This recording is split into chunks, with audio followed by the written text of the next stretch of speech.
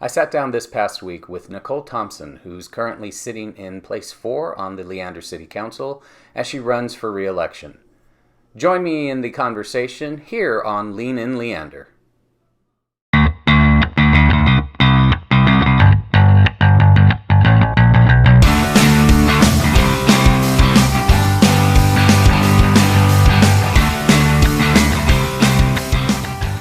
Back here at the Lantern Media Studios with my guest today, Nacole Thompson. Hello.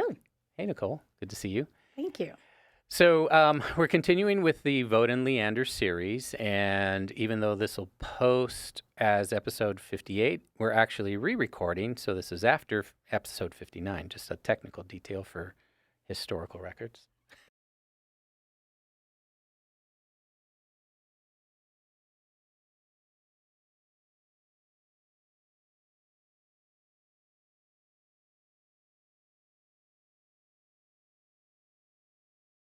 Been nice enough to come back and kind of redo this. So we're going to hopefully be able to follow a similar path to our original recording of the podcast, which was really good, by the way. Yes. Yeah, if you ever want that edit. Okay. Yeah, that'll be the blooper reel, I guess. I guess so. Anyway, but it was again, good though. No, it was good. It was good, really good. It flowed really well. So I was a little disappointed that we couldn't use it, but anyway, so this one will flow equally, if not better, right? We'll go with it. Right. Yes. All right.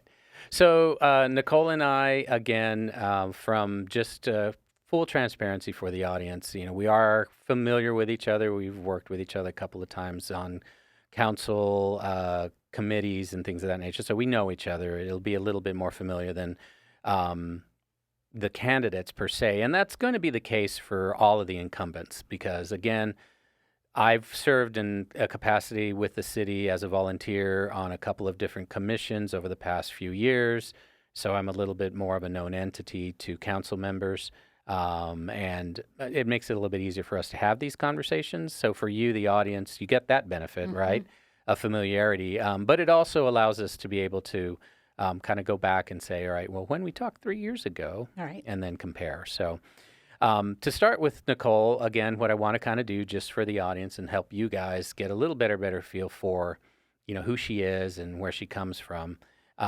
You've been a Leander resident for what? A long time. It's like 11, 12 years now, right? A little more, 17. 17, Since 2007. 2007. Mm-hmm. So, and before that, you lived in Cedar Park, if I remember correctly, We lived in Cedar Park right before that, but I am from Austin, born and raised. Right. And I went off to college, and when we came back, we settled in Cedar Park. So we talked about this the last time, and one of the things that we discussed was just the rate of change, and your unique perspective from that regard is, you've been here throughout a lot of the growth that's occurred here in Central Texas. Right. Obviously as an Austinite, Right. you've kind of seen it there, and then you saw it in Cedar Park. Mm-hmm. Was that one of the motivating factors for you to kind of move a little bit further out, or? Well, actually, when we were in Cedar Park, we moved there because my parents lived there, and we had young kids, and I wanted to be really close. So it was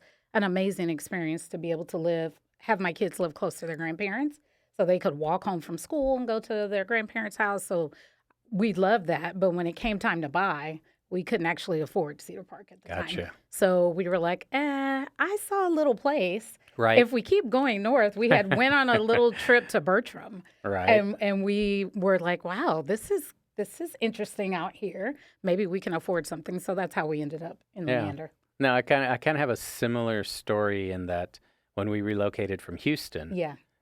We didn't really look in Cedar Park, but we started in Austin. Yeah. And we kind of slowly circled outside of the city center just because really it wasn't necessarily an affordability issue per se. It was more of like bang for your buck kind of issue, right? Absolutely. Because coming from Houston, I mean, I had an expectation that, housing was going to be a little bit more expensive in Austin. It would be. I didn't realize how much more expensive in Austin. So we ended up in Leander because it was equitable to the type of, expenditure we would have had in Houston, right? And we're getting a nice place. And At the time, there was a pasture in the backyard, Yeah. that kind Oh, of thing. wow. So yeah, it was really cool. It's not there anymore. And you but- bring up a good point. When I say it wasn't affordable, that is what I'm talking about. When we looked at the time, we looked at a house that was like 2,000 square feet, and we paid almost 75,000 less to get 1,000 more square feet by coming to Leander. So we were like, this doesn't make sense for us. Although being a block from your parents is great, for us it was. I was like, it just doesn't make financial sense for us to Right. stay here and So buy here. they were upset that you were leaving, right? Or were they relieved that you were leaving? No, they were just happy that we were stepping into home ownership. There you go. They were extremely happy. Now my kids Right. thought the world was over. They're Right. like, we're leaving now and Papa. I'm like, guys, we're 10 minutes away. Right. Calm down. It's okay. Right. But yeah, the kids were more devastated. Yes. Right. Speaking of the kids, Yes. the last time we met, your son was in the state playoffs. He was. For Glenn High For School, Glenn right? High School, he was a senior. And Yes. now he is basically He's gonna start his senior year of college That's at crazy. Texas A&M International in Laredo. He plays basketball for them. That's right. We So- talked about this. I yes. remember this now. Yes, yes, That's yes. where my dad went and Yes. after he went back to school, 80 years old, and went back to school. Yeah, Got his degree there, so. Yes. So The Dust Devils, he's right? Dust Devils. That name, my goodness. Yeah, it's hard to say when you're in the stands. Go Dust Devils. Yeah. Okay. Yeah. Doesn't alliterate Yeah, very well. it just it's difficult. So, but yes, he enjoys it and he's there. And so from raising your kids in Leander, Mm-hmm. how many kids was it again? We have 3 children. All 3 have gone only to Leander ISD schools Right. from the beginning. And so I've been able to be in the district from kinder all the way through graduation. Our youngest graduates in May. And that was some of your early community involvement, right? It was. So PTAs and Yes, sports PTA, leagues. PTOs, youth sports league with the YMCA, with also the PAC, the Premier Athletic Club over here in Leander. My husband also ran his own youth sports program for years and years. So a lot of the kids in the schools have had him as a coach. Yeah. And so what does he coach? Because I've been meaning to ask you this. I keep forgetting to ask. He's actually coached lots of things. He is a basketball player by trade. Like he went to Okay. college and played basketball in college. He's 6'8", so that's what he did. Yeah. Right. And he was a swimmer, right? I know, right? But he also coached football. Oh, really? For the flag football league that we had out here, I believe it's NFL flag football. Right. And so he coached for them for, I don't know, 8-9 years, something like that. Oh, cool. So yeah, football and basketball, So good community involvement. absolutely. And then again, just from a historical perspective, just help Yes. people kind of get a better sense of who you are and how you grew up. Your father was a pastor, or is a Yes. pastor, right? The church is The church was actually in Austin and then relocated out to Cedar Park. And actually, at our Justice of the Peace in Cedar Park, we were allowed to use her courtroom for church for a number of years. So Oh, our really? church actually met in that courtroom for years. Oh, wow. Mm-hmm. Okay. Yeah. Nice. So we met up there for many years. I had church up there. So yeah. That's And how I grew your up. father's still doing that, right? He's He still is an not. active He is pastor? retired. He's retired? He's okay. retired. Right. Yeah. Right. I was trying to kind of remember what we talked about the last time. So, he's retired. He's retired. Southern Baptist, right? Southern Baptist. I I went remember to that Baylor too. University because it was a Baptist university and had an amazing experience at Baylor.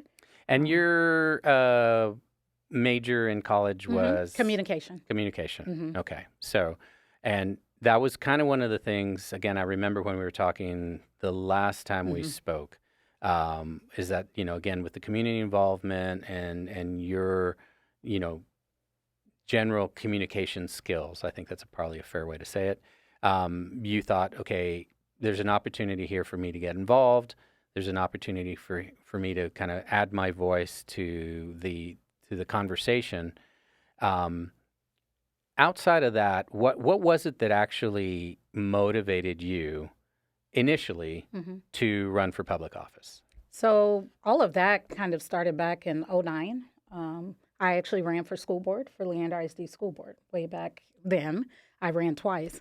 And what motivated me was I actually, at the time, had a career in real estate, and I noticed that there was redistricting going on. I didn't have children in school at the time, but people in the property that I worked at were getting rezoned to a school that was like 5 miles away when there was a school literally across the street. but they had a dividing street. And I thought, well, parents, that's a longer travel time for your kids. Like, y'all should be at these meetings getting information and getting involved. Like, I don't even have kids in school. Like, I need for y'all to advocate for yourselves and for your children. Like, why make them ride the bus longer than they need to when there's literally a school across the street? But if you don't stand up, nobody's going to know that you're impacted by this. Right. And so that I started thinking, well, we need to get more involved and understand what's happening with our school district and with our kids.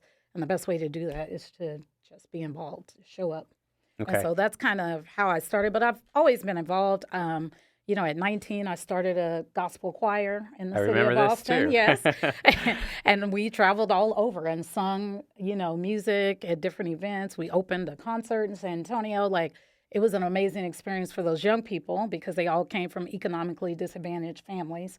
And so to have them have another opportunity to be involved, everybody can't do school sports. Everybody can't do cheerleading and pay the money that is required to be in some of those outside activities. Right. But everybody could be involved in this, and we fundraise for uniforms and for travel costs. So it was a lot of fun, and I saw the impact that I had, and still I talk to some of those kids, and like, it's amazing how that impacted their life. And so I knew getting involved and being a leader is important. So like that was you can say that's the genesis, or that's where the seed was planted on, just in general community involvement, but also understanding some of the organizational skills that are necessary to execute on that, fundraising, all that other good stuff. Yeah, that was really, I guess, my first business. I didn't get paid or anything, but understanding how to organize and structure this group of people and where we're going to meet and how to talk to others to get them involved and get buy-in for what you're trying to do in the vision that you have. Right, so. And that was nonprofit, I'm assuming, right? Yes, it was. I've always found that nonprofits are, again, if you're inclined to be, how do I say this, community oriented without necessarily identifying specifically the community, like you're just like, I just want to make a difference, right? So you're not necessarily saying I want to make a difference and I'm going to do this. You just say I want to make a difference. Right. You kind of organize a nonprofit effort, right? And there's a lot of skill building that can be done through that process. Absolutely. Not everybody's good at that, right? Well, right. Yeah, everybody's not. For me, it was, look, this is what my talent is. I grew up singing in church. I was praise and worship leader at several churches. So I can use that talent to bring people together. And I love to travel. So let's see. We actually had kids in that group that had never left the city of Austin. Wow. Like, that was baffling to me. I was like, how have you not been outside the city? Right. But when you think about economic disadvantage or people that don't necessarily have vehicles, there's not extra money for travel in the way that there was in my household.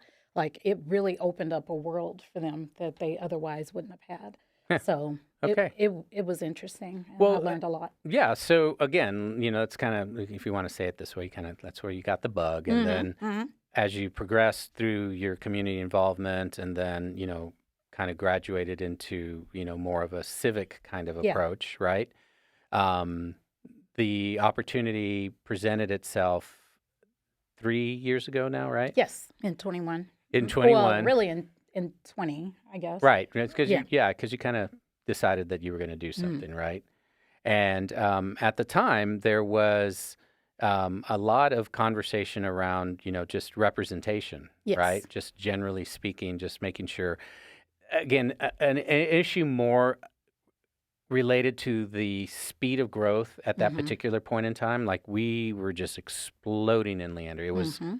It was palatable. I mean, there was, thousands of people moving in on a weekly basis. It looked very different in 21 than it looked in 07. Absolutely. I mean, and it looks very different Today. now. Like, yes. three years later, it's it's a different town already. Yeah. Right. And so, like, at that particular point in time, there was a lot of conversation, and I don't mean to belittle the conversation per se. That's not the intent here.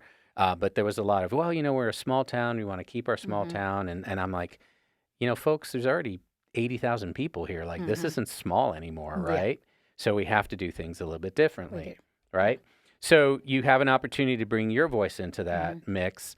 Let me ask you this way, and I can't remember how I phrased it the last time, but now with that experience, I mean, obviously you come in and there's a learning curve, right? Right. Even with some previous exposure to organizational and, execution as far as, civically oriented stuff, you have to learn, right? Right. You're learning while you're on the job per Absolutely. se, Yeah. right? I was probably in a better position to learn. I have an almost 20-year career in finance in banking. So I'm not unfamiliar with corporations and how they're set up and how leadership works, but it's still a learning curve when you step into something you've never done before. And sitting in the audience watching is very different than having to execute the rules of decorum or the rules that have been put in place to make sure our meetings go smoothly. And so it did take a little bit to learn what the process is, to make sure we're following Open Meeting Act, make sure that we are responding the way that is appropriate to respond from the dais, and that we're keeping things private that need to be private, but that we're asking the right questions of staff so that we can have a full understanding of what's going on. So when you first sat on the dais, like your first exposure to this, obviously there's always a little bit of a, like I said, a learning curve. But as soon as you started to engage, what were some of the things that struck you out the gate? Like what was it that you saw that like, okay, I can help with this, or I can make this better? So one of my first things was I am from Austin, and because of my career, a lot of activity that I did was in Austin, even when we lived out in Leander because my career was still there. I noticed when I got elected, I was like, well, I'm here now and elected, so I want to make sure I celebrate MLK Day here locally. And so I went to ask, okay, so what are we doing? What's on the calendar? I don't know what normally happens behind the scenes. And that's when I was told there is no MLK Day here. Right. And it's not something I would have known because we always did everything in Austin. And I was like, there's not one here? Well, that's, I know that there's a desire for one. And I know there's got to be more people like me that don't necessarily want to drive to Austin when we can celebrate here and we have a desire to do it here. So that was one of the first things that I just saw. It was just, we don't have that here. Is there a way we can make it happen? And after talking with all the leadership and they sat down and agreed it was something they were interested in, wanted to do, and that we could make it happen. In that short period of time, we went to work to make it happen. And you did. I want to clarify because we did talk about this the Yes. last time, so I want to make sure and bring this up. You did receive a good deal of support from city staff, Oh, absolutely. fire, Yeah. police, etc. They were Have very it- much yeah. bought into the idea, right? Absolutely. Because that was the first thing that I did was say, can I meet with everyone at one time and just ask, is this going to add undue burden, undue pressure on our police, on our fire, on our public works team, on our parks and rec team? Is it something that you find value in? Is it something that we could do? And they all said yes. And that's how we moved forward. Okay, so in addition to MLK, I think Yes. you also spearheaded Juneteenth, right? I did. Okay, so help me understand from that perspective. Like Sure. obviously, you're creating some opportunities for community involvement. Absolutely. Is there a bigger vision there? Like again, I know that one of the reasons, and correct me if I'm wrong if I speak out of turn here, but one of the reasons that you were interested in doing MLK in Leander was, well, the only other place I can really go to do this is Austin. Right. 33 miles, Right. parking, blah, blah, blah. Right. So you're like, okay, we can do something here, right? And then, so you basically create an event in the city of Leander, and then you complement that event with the Juneteenth event. So do you have a vision there of like a larger opportunity to create some draw in the city? Like this could be, could have some potential economic impact as well, right? Right. And that would be the goal with any of our events is to make sure they do have economic impact, especially with the Juneteenth. The planning committee has met several times and talked about, is there a bigger concert series we could bring where we could sell out our hotel, where we could make sure that we encourage people to go eat at our restaurants and just invest back in our actual city from that event, drawing people from other parts of the state And we hope to do that at some point. But really, it's about community engagement. That was one of the things I ran on the first time.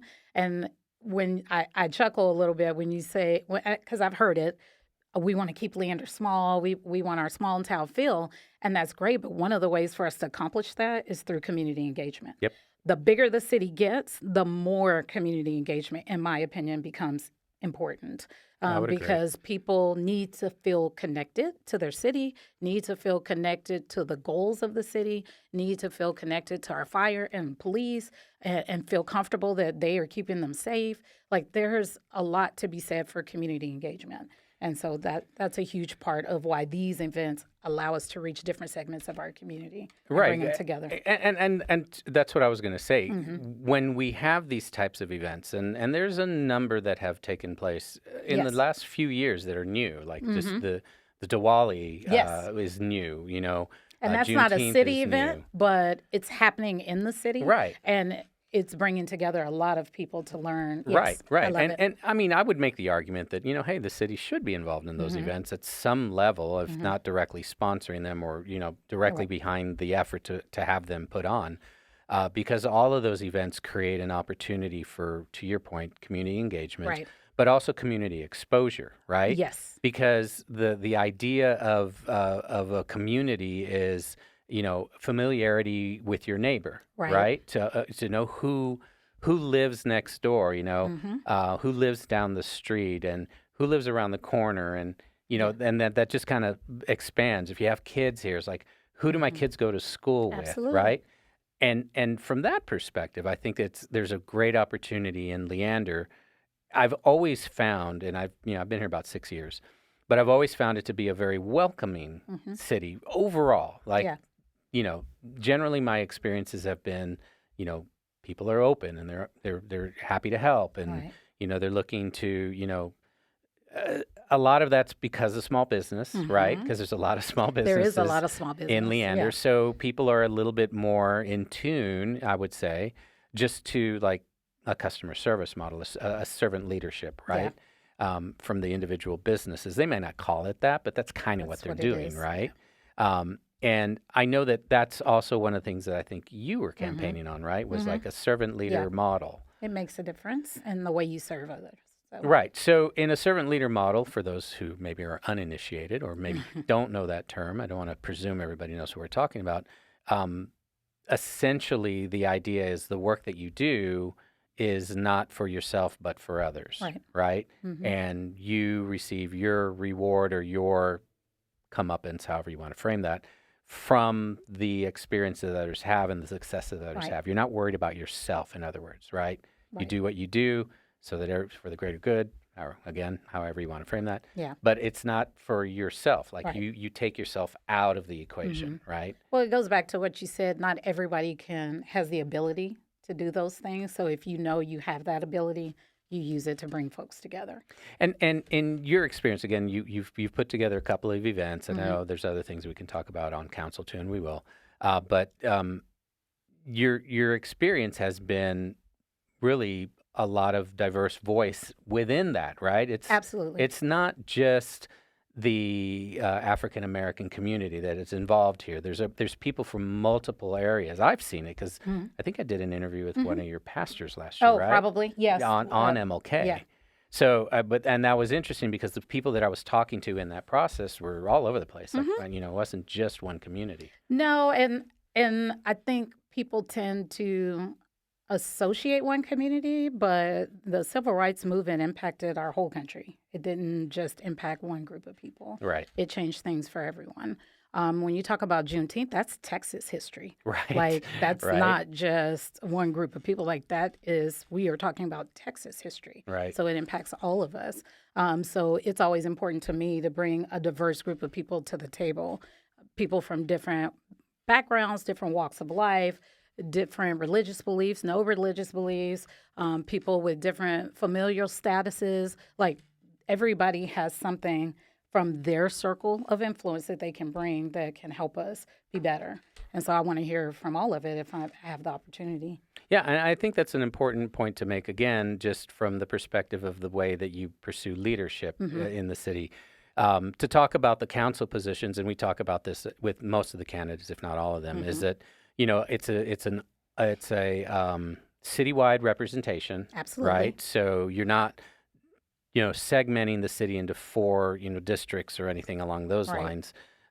Conversation for another day, maybe we should, but right now it's at large, and Yes. so you have to be able to interact with at least 39 square miles of people, right?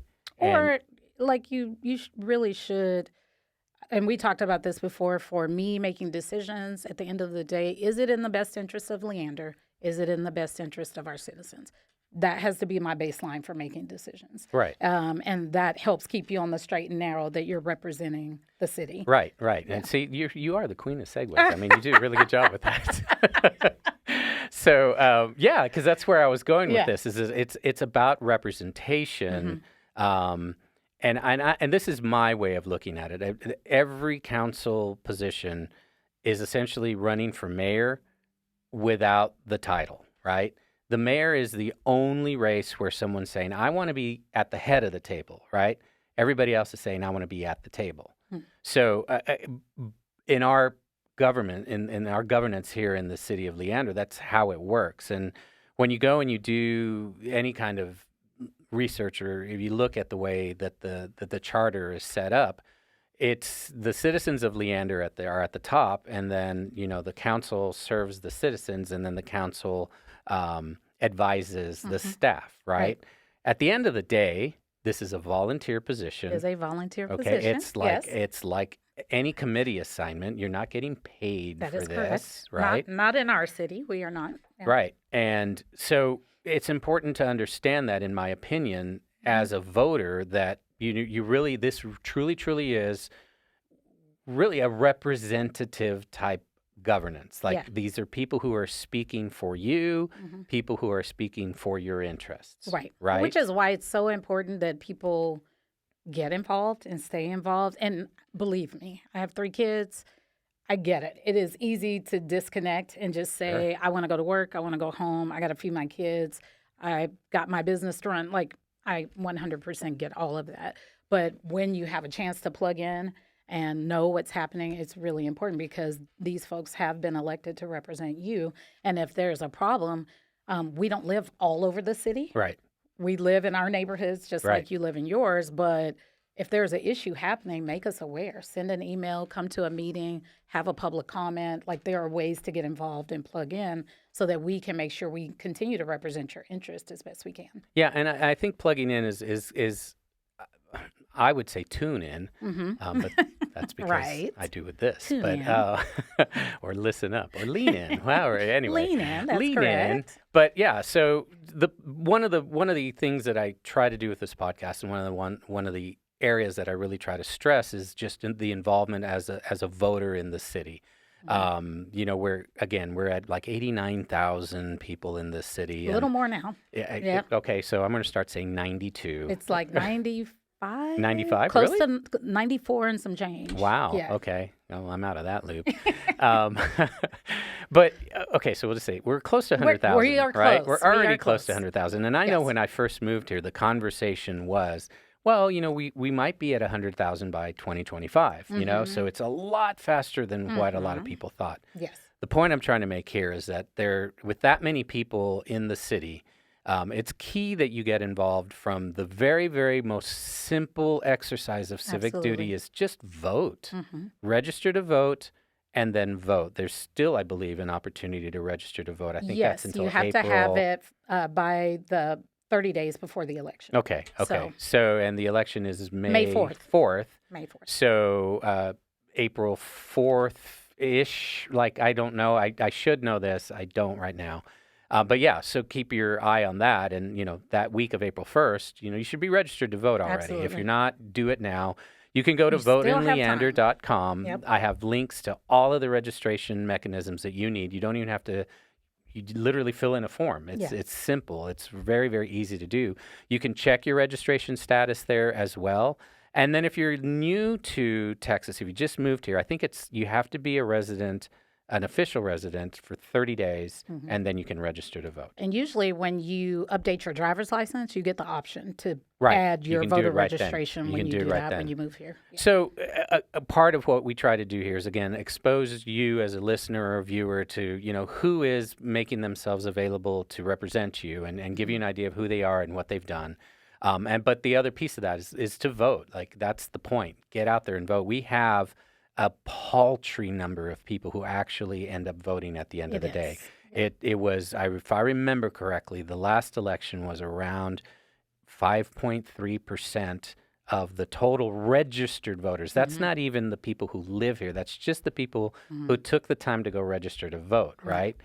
Which statistically it's between 70 and 80% in the state of Texas. Now, whether that's reflective of Leander per se, again, I'm speculating on some statistics that I'm familiar with, but I just don't have them in front of me. But there needs to be more of that. Like, and if you're not doing that, then you're losing an opportunity to express a direction at the very, very minimum, right? You may not be talking to Nacole on a daily basis. You may not have issues that need to be addressed, but Nacole is working, and we'll talk about this. There's 2 council meetings a month, right? What did we say last time? There's like 14 agenda items on pretty much every council? A little more. So usually we have... Which is too many. I said that last time, too. It's too many. Like, 10 to 15 things on consent agenda, and then we usually have 6 to 8 additional things. Now, sometimes more. When I first got elected, our meetings were running into like 11 p.m. at night. Yeah, I used to use them to go to sleep. Yeah, 12 a.m. At one meeting, it was like after 1 a.m. Yeah, I remember that one. And I was just like, oh my gosh, like, wow. And that's a lot. Again, It is. You have your business, right? And you work all day long, and then, you spend... I'm not going to presume how much time you spend, but you do spend time prepping for those meetings, reading through whatever the staff has prepared for you to be ready. And then you go to the meeting, and then you're there for another 6 hours, right? Yeah. That's a lot. It is a lot. And it's for 3 years. And it's what we find, I'll try to set it back up. Okay. So if I remember correctly, prior to you deciding to open up your business, for you to find hair care products that you were looking for, or any beauty supplies that you were looking for, it's like a 20-minute drive or something like that, right? Yeah, it was actually longer. Okay, so I didn't fully remember it. But that's okay. Yeah, we would, looking around how much Leander has grown, I was talking to my husband. I was like, it's crazy that we have to leave our community to go get things that we need for our daily care of our hair. And there's got to be something we can do about that. And he agreed. And so we decided to start Leander Beauty Supply. But yes, I was driving upwards of 40 minutes to another city to buy the type of shampoo and conditioner and things that I needed just for my daily hair care, because those type of products weren't necessarily offered at H-E-B or at Walmart. Right. They may have 1 or 2 products, but they don't have everything you need. So now you're running around to multiple stores to get the basic things you need. And I was like, we shouldn't have to leave our own community and spend tax dollars elsewhere and invest in someone else's community. Right. There's got to be a way for us to do that right here. So that's how we came up with that idea. And how long have you been open the now? store has been open 15 months now. So a little bit more than a year. Yeah. Mm-hmm. How's that experience? Like, we talked a little bit about this the last time. So your experience as a business owner, what I hear when I have conversations with small business in Leander and through various committees that I've served on in the city, there's an undertone of, Leander's hard to work with. Like, it's a hard city to work with. And we kind of spelled this out a little bit more last time we talked about it. So your business, you were going to an established mall, strip mall, right? Yes. Established location, and just basically renting a space. Right. So your need for permissions and certificates and all the Right. things that you need to open a business with were lessened because of that, right? Yeah, I think educating people on the different ways to get in business is Right. important. And that's something that, as a council member, I'm open to meeting with people. I meet with business owners all the time now. People will come by the store and ask me questions, and I'm always open to talk about what my experience is. But I fully recognize that anytime you have a bureaucratic organization, Right. there are going to be some challenges sometimes Right. and things that have to be overcome to get accomplished what you need to get accomplished. But my process was different, and I say that it was different not because I'm a council member, just because of the path that I chose to open my business. Right. And because I was not physically building a new facility and I wasn't purchasing a facility, I rented a facility, and my landlord went through the permit process Mm-hmm. under his umbrella for all of the units that he manages. And so my process was different. I didn't have to meet with the fire. They met with fire and just let me know, hey, your certificate of occupancy is approved, or hey, we got to move the sprinklers, so it's going to take longer for you to move in. It was things like that. So not so much me physically walking through the permit process. Now, where I did have an opportunity to work through the permit process, and I punted the ball on that, was for my sign for the Right. business. Right. I went and found a sign company, and he asked, hey, do you want to do your permit, or would you like us to do the permit? And I said, I'm going to let you do that because you're the expert. Right. I'm not an engineer. I don't know all of the specifications and dimensions of the sign, and I don't have time. I'm running my business. Right. So I would prefer for you to handle that for me. Right. Yeah. And I think one of the things we talked about was, with that, Mm-hmm. you had an opportunity to go into a relatively established space, Right. and I'm sure that you did all of the due diligence on Mm-hmm. that from a location, because small Yes, business, it's always location, location, location. it is. So, but it brought up a really good point, because a lot of times when you hear that conversation, it's context, right? Mm-hmm. So, as a small business owner, if you're going into an established environment or an established location, there's far fewer hurdles for you. I'm not saying there's not any, but there's far fewer hurdles for you to have to overcome as a small business owner. And the conversations that are framed as it relates to Leander are typically more of the developers saying, hey, this is an onerous process. Like, Right. we have trouble getting through this. Some of it is on purpose, and some of it is unintentional, right? And we've done things as a city to encourage understanding the process so that you can move through that process quicker. Since we got elected, our council, our development services department has now had developer meetings where they meet once a month to talk about what's working, what's not working. And so we've tried to listen to the community and say, okay, what can we do to make this process smoother? We've had some updates to our ordinances and codes so that things can move a lot more smoothly. And as far as small business, typically what I hear is after a business is open, challenges that they have for marketing and signage. And so we've tried to address that with the new sign ordinance update that hadn't been done in a while. So that got approved several months ago. And then now we left ourselves room to update that even further to say, okay, every 6 months, let's review it and say, is this working? Is this not working? What are we hearing from small business owners?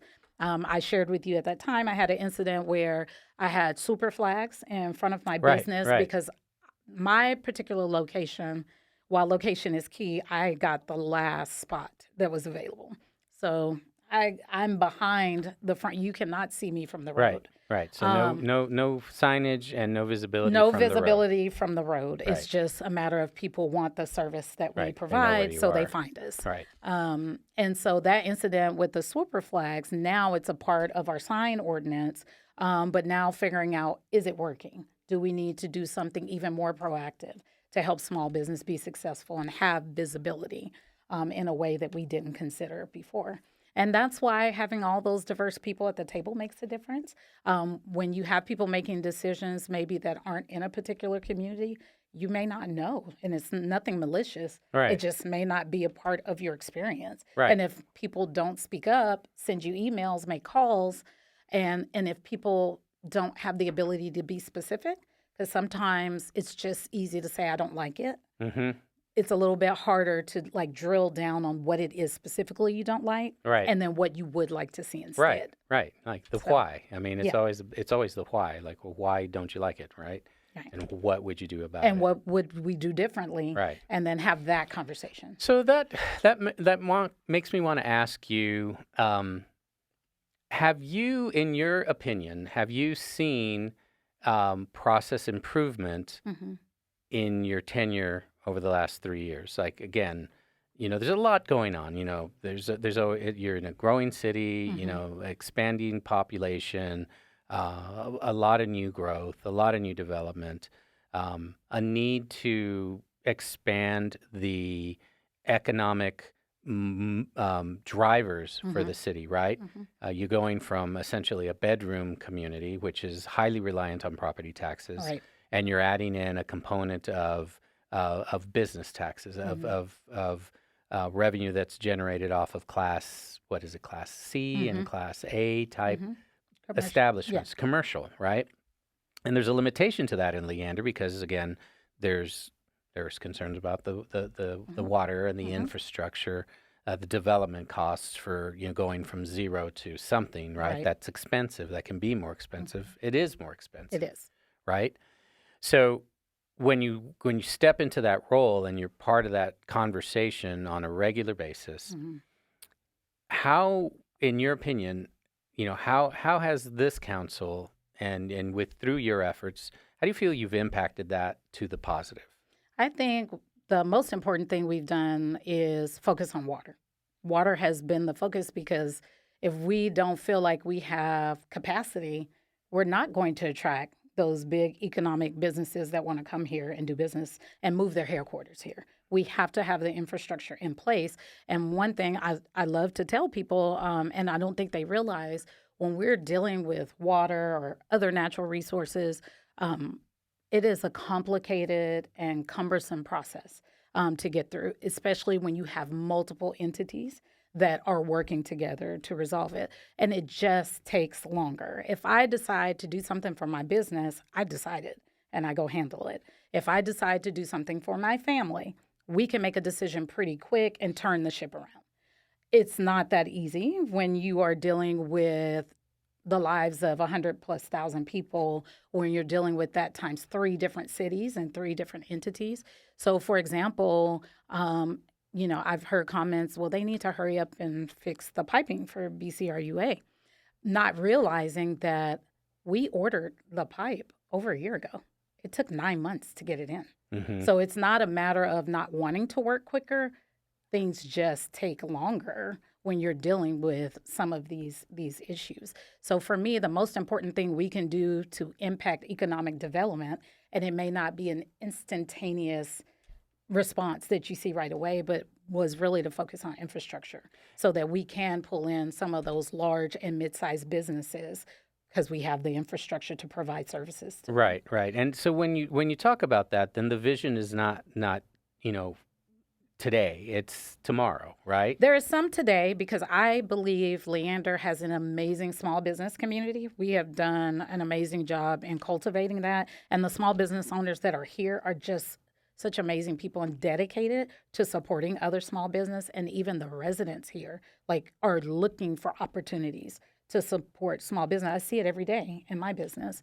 But because of that, I think we have a strong economy that way. But if we want to expand, and we do, we really do have to think long term. What are some of the things that have to be in place today that we're planning for today that makes a difference in 3 years?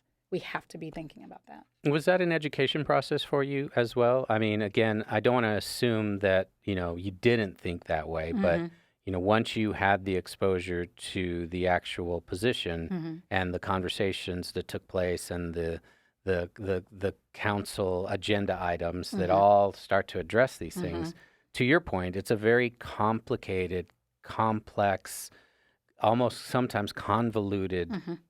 process, right? Yeah. And there's a lot of different, There's not a only are lot there, of moving there's a lot of pieces. moving It's pieces, a lot of right? moving pieces, and to wrap your mind around it, I was able to get a grasp of it. Like I said, I think my corporate career helped me do that. My past experience for the last 20 plus years with different nonprofits and them navigating financial campaigns and different things like that. I was able to get my hands around it and understand what was happening and what needed to happen. And it just made me even more intentional about asking very good questions, doing your research ahead of meetings, making sure you understand timelines and that everyone is held accountable to clearly outlining what they plan to do. And then you make sure you show up and keep track of timelines. And when change orders come, that you're actually reviewing them and making sure that it's not sending us off budget. And if it is, that there's an explanation for it, Right. because we got to be able to explain that to our public. Right. So it just made me be even more intentional about the review work that I do ahead of time. So now looking back at the last 3 years, help us understand what motivates you now to continue to do that. I mean, that's a pretty big commitment at the end of the day. The first 3 years, and now you're saying, I want to do this again. I think that I'm in a unique position as a business owner, as a wife, as a mom, as somebody who has been a committed community volunteer for many, many years, and as someone who has been here for 10 plus years and seen just how quickly the city has changed. I think I have a unique perspective to bring, and my voice at the table will continue to help us to grow in the right direction and continue to put things first that need to come first. And most importantly, that's taking care of Leander.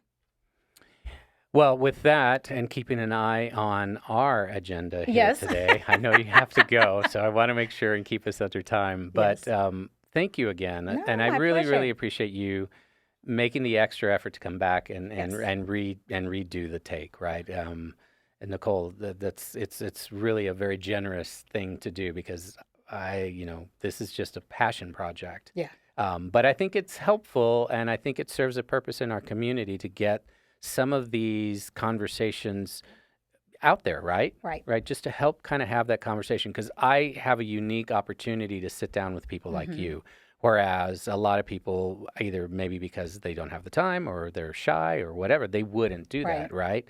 So that's kind of how I look at this. It gives people an opportunity for me to have a nice casual conversation, talk about a few things. We don't avoid topics. We talk about them in a very reasonable manner, and help people understand, what makes you tick. So, well, I appreciate you doing this. And the reason why I'm willing to come back, it's important that people get out and vote.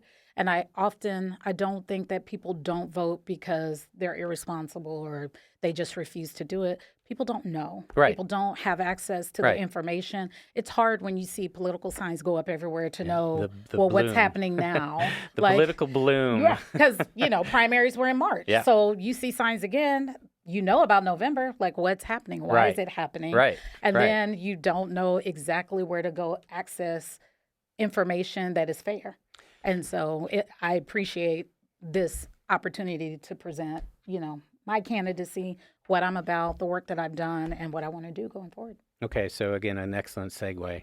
Help people understand where they can find information I love it. about you, like Yes. what's your website, what's your socials, etc. So here's my shirt. I have a QR code that's there, but you can go to NacoleThompson.com. That is our website. Has all the information about the work that I've done in the past, what my goals are should I be reelected in May, and then some personal information about me and my family and how we chose Leander and why I'm here and all the good things I want to do.